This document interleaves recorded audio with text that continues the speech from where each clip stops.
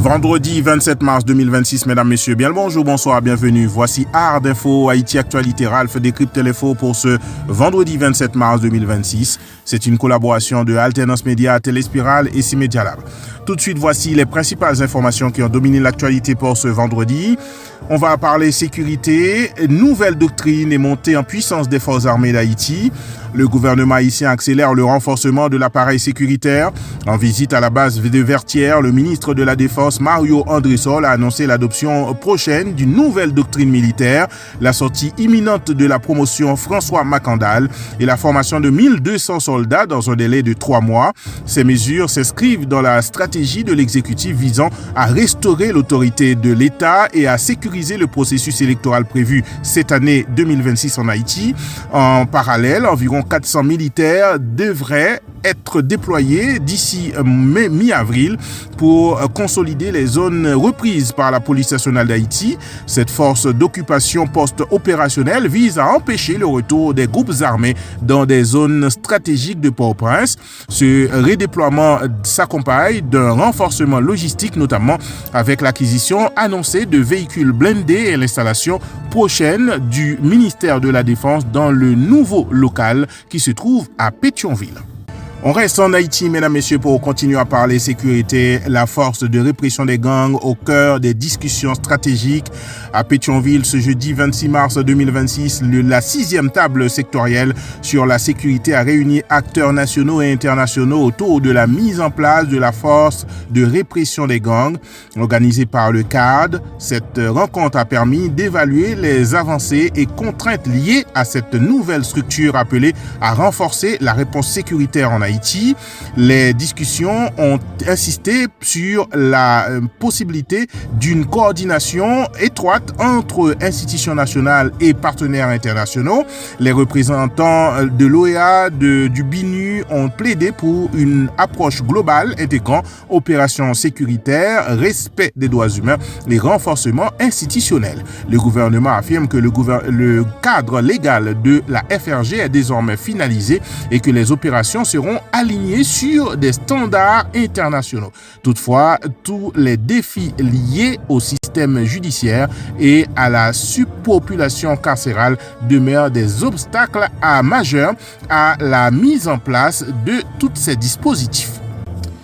On reste toujours en Haïti, mesdames, messieurs, pour parler justice, audition de l'ex-sénateur Antonio Cherami dans l'affaire de l'assassinat de Jovenel Moïse. À Port-au-Prince, jeudi 26 mars 2026, l'ex-sénateur Antonio Cherami a été entendu par la justice haïtienne dans le cadre de l'enquête sur l'assassinat de Jovenel Moïse. Cette audition s'inscrit dans la relance du dossier sous la supervision du juge Denis Cyprien après l'annulation d'une ordonnance précédente par la Cour d'appel. Depuis 2025, plusieurs personnalités politiques et sécuritaires ont été auditionnées. L'enquête explore notamment les communications, les réseaux d'influence et les liens entre les différents acteurs impliqués. Malgré ces avancées, de nombreuses zones d'ombre persistent, renforçant les attentes de l'opinion publique quant à l'identification des commanditaires qui sont complices dans l'assassinat de Jovenel Moïse. Mesdames, messieurs, on reste en Haïti pour parler d'élections. 282 partis politiques agréés en vue des prochaines élections dans le pays.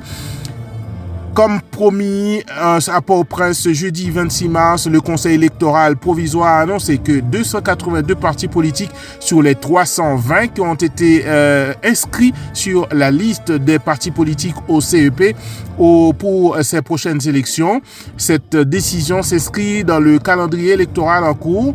Conformément au décret du 1er décembre 2025, les partis non validés disposent jusqu'au 2 avril pour régulariser leur situation administrative. Selon des sources internes, les principales causes de rejet concernent des documents non conformes, des conflits internes ou l'absence d'enregistrement officiel. Le CEP se veut inclusif et souligne que le nombre de partis agréés pourrait encore évoluer. Cette dynamique traduit à la fois une ouverture démocratique et une fragmentation persistante du paysage politique haïtien. Parlons maintenant, mesdames, messieurs, de la culture. Le tracé Vevey, candidat au patrimoine immatériel de l'UNESCO.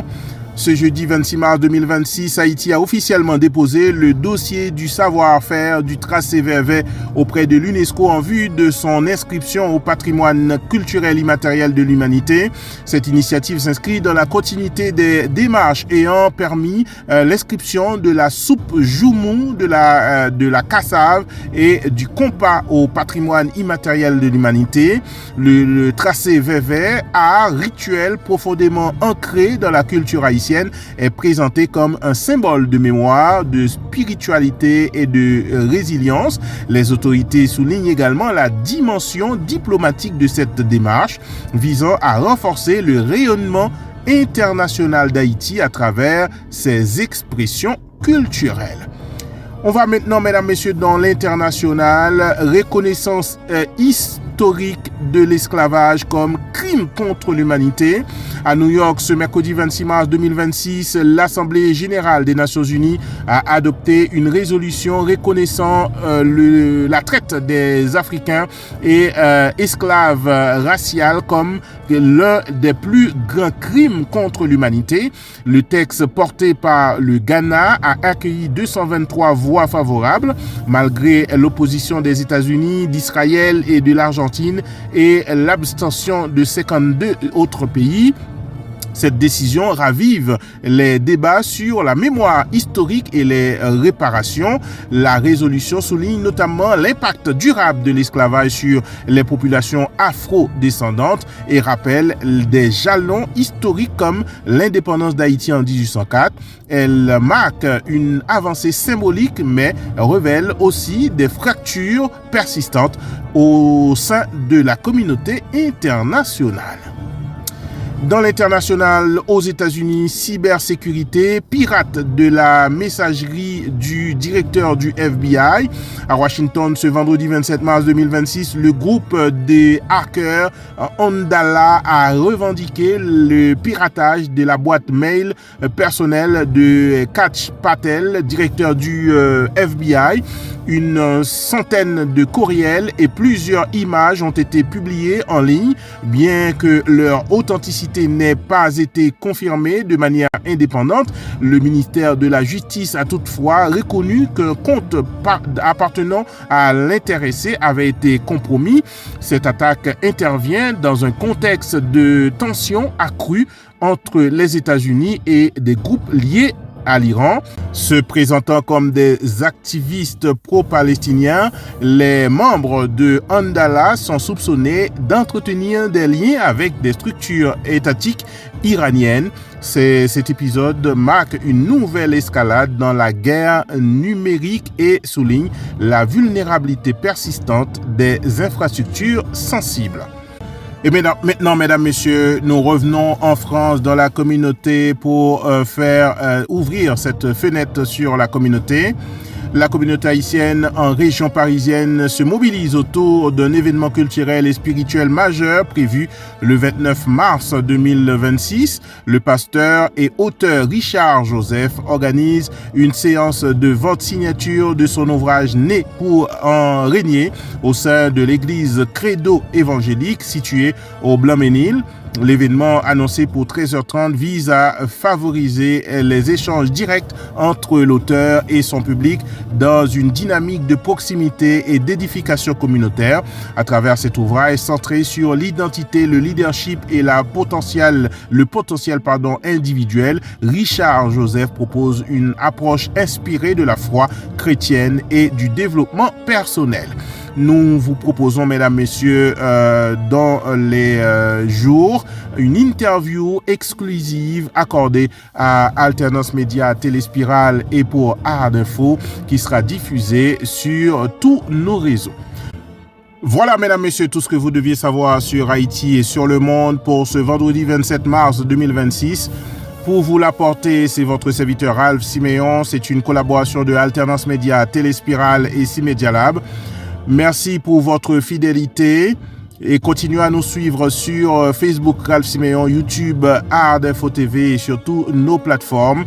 Merci encore pour votre fidélité. Je vous dis à lundi pour une nouvelle édition Art d'Info.